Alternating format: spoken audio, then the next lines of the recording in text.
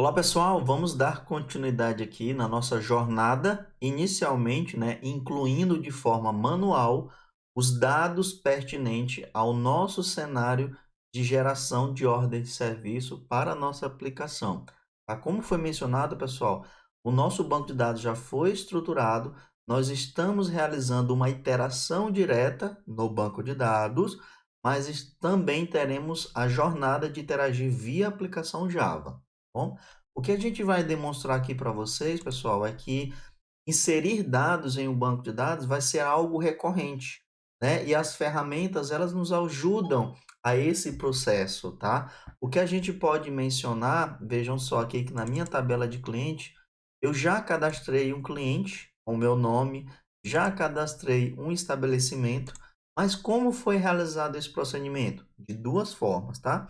Uma forma é eu adicionar aqui usando a ferramenta, vejam só, poderia colocar aqui qualquer valor aleatório, né? Ó, nova empresa ou novo estabelecimento, né? Ó, estabelecimento, tá? Estamos falando da tabela de estabelecimento, vamos ampliar.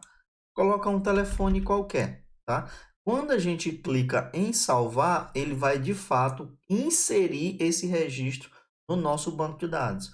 Mas também, se a gente quiser ir aprendendo aos poucos banco de dados, como é que é constituído os scripts SQL, você pode usar através da ferramenta Dbeaver esse rascunho, né, vamos dizer assim, de qual foi o SQL gerado. Então, dessa forma, você consegue ter uma maior familiaridade com as instruções SQL de agora em diante. Então, temos aqui, né, o Insert Into na nossa tabela, os respectivos campos e a ordem correspondente para cada um desses campos, né? A partir de agora, essa vai ser a jornada.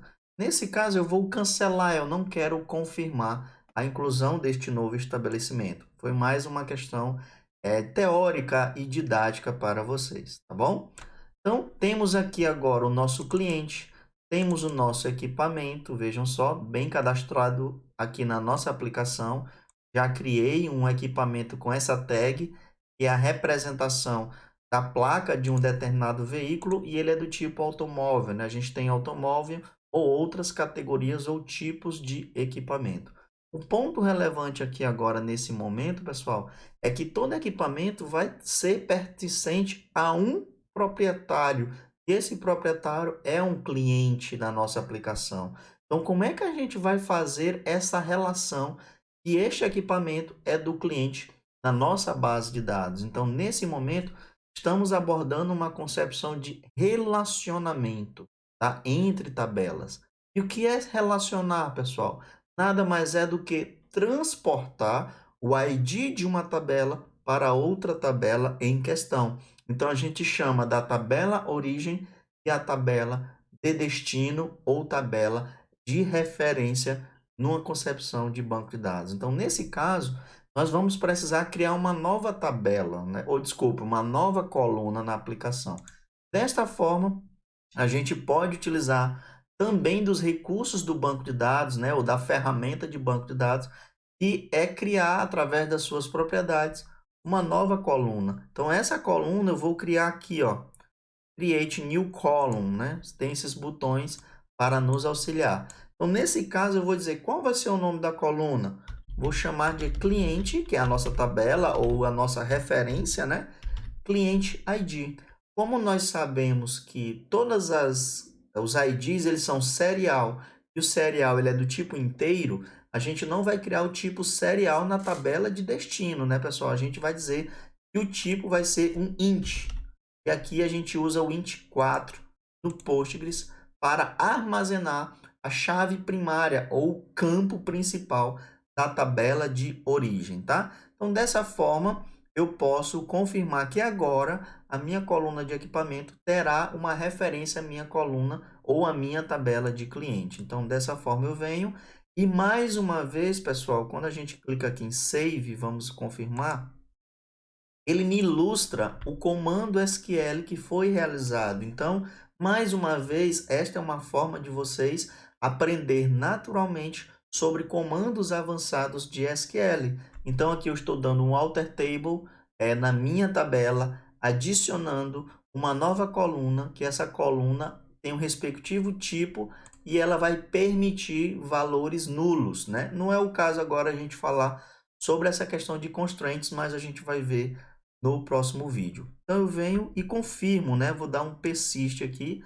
e nesse exato momento a minha tabela de equipamento agora tem a disponibilidade de saber qual o ID do cliente que é o proprietário deste equipamento. Então, se eu vim aqui na minha tabela cliente, o ID do meu cliente Gleison é 1.